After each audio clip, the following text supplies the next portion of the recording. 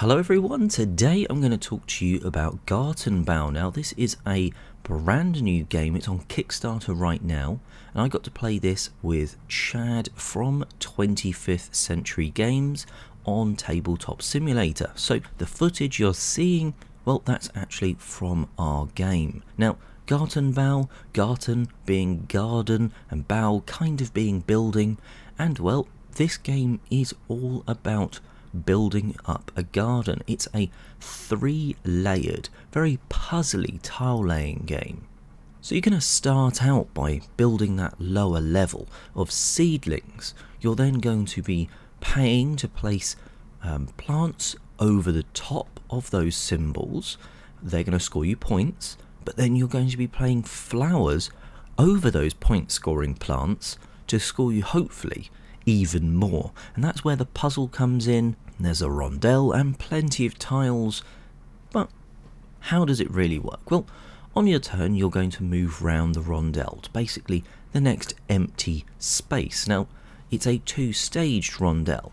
There are the yellow dots, which are normally just skipped over if you're trying to get a tile. So basically you go to the next empty petal area. When you're at one of those areas you have the choice. You can either take the tile that you've landed on, you can pay a resource to skip on to the next one, or you can actually take the resources that it's offering you, and each petal area offers you a different number of either sunshine tokens or rain water tokens. So let's say you're doing that move, you've moved, you've taken a tile, then you just need to place that adjacent somewhere, up, down, left, right, can't be diagonal, next to any of your current tiles. Now why you're doing that is because you're going to be trying to match up the symbols to plant tiles that you can then purchase. Now how do you do that? Well, that's when you go to the other rondel part, which is the yellow dots. If you go to one of these yellow dots, you can pay the resources that you collected to actually purchase a plant tile, and on your turn, instead of playing the seedling tiles sort of on your basic level, you play one of those plant tiles on level 2. Now they go down and sort of cover up the symbols. So say for instance the blue plant tile needs to be over the top of 2 blue seedlings. Now it needs to be across 2 tiles as well, so that's the start of this puzzle.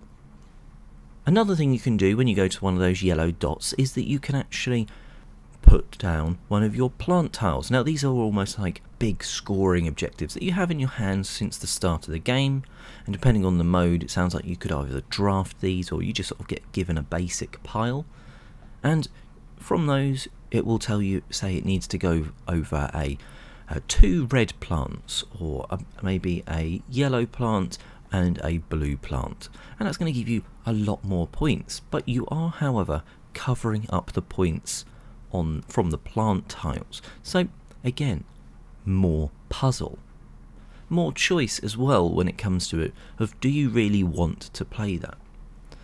The game goes until so many of the piles of seedlings in the middle are empty, and actually when they empty they become special spaces, potentially allowing you to buy plants for cheaper, or maybe taking seedlings from anywhere around the board. That's a very quick overview, but what do I think of the game? Now, it's a very interesting puzzle. You know from the beginning, from looking at your flower cards, you know that you need to place those on top of 2 specific colours, or potentially a choice between 2 specific colours of plant tiles. You then know what those plant tiles need to be placed upon in terms of seedling colours. So you kind of know where your end game is, you know where your goal is, you just kind of got to get there, and that's where the puzzle works. If I take this tile, I could put it in this orientation, that's going to allow me this, and then there is very much at times like I need this tile because it would be the perfect tile sort of mentality, and that is where there is actually one option to players. So at the start of the game everyone is going to get like a watering can token, and you can turn that in to go anywhere on the rondel and pick the tile up. And I think this is very much a needed thing. The rondel is almost like good frustration. You're going round it, and at times the tile that you kind of want gets turned over, and do I want to pay that many resources to move round? Well, hopefully I can get there ahead of the rest, and so on. And it worked quite well with, we played it with 3 players, and there were times where a space was blocked off. There were times where I would pay some resources to sort of jump further round the track. And there were times where it was like, I don't think it's worth it. I'm going to just sort of hope it's still there when I get there, and if it's not, oh well, I'll pick these other tiles up instead. Or maybe at that point I was too busy trying to put down some plant or flowers to really care. Now, the aim of the game is, of course, to start generating points. You do that by building, or by placing the plants on top of the seedlings, or the flowers on top of the plants. And as I sort of alluded to, that is the puzzle aspect of how you do that. But will you always want to? Well, yes and no. At the start of the game, the plant tiles are cheaper than at the end, and they also offer less points, which means the first plants you place down aren't worth all that much. Maybe they're worth, say, 4 points. By the end of the game, those plant tiles could be worth up to 7 points. Now, in the basic cards that we used, the basic flower cards, there was an objective that one of mine was literally, it gave me like 18 points. Well, if I'm covering up 2 plant tiles that are going to give me combined, say, 7 points, yeah, I'll cover that for 18 points. However, some of those cards, and the more advanced cards, give you a much lower amount of points. Say it gives you 5 points, or like 8, 9 points, but gives you a new way to score bonus points, say, for every blue plant that's on show. So covering up a lot of points for that might not be beneficial, certainly towards the end. So it does drive some real choices and sort of makes you think, is this actually going to be worth it? Can I drive enough points out of this flower, or should I just stick with sort of my plants? One slight issue I did have with the game was the fact, and this is no fault from Chad at all, he has obviously played the game a number of times. He was demoing it to us, and he absolutely whooped us. There was 2 of us playing with him. We got around 70 points. I think one of us got 69, one of us got 71 points. He got about 114 points. That was predominantly from the fact that this was our first time playing the puzzle, and to actually work out, I need to place these in this place to then build over the top of, and build over the top of, there's quite a lot of sort of mental taxing. And I feel as soon as you'd go back into the puzzle and play again, a lot of that first time mind-boggling wouldn't be there, allowing you just to play the puzzle and try and maximise your score. But it does mean, however, that I think if you've played a lot and you are trying to teach a new player, they are definitely at a disadvantage.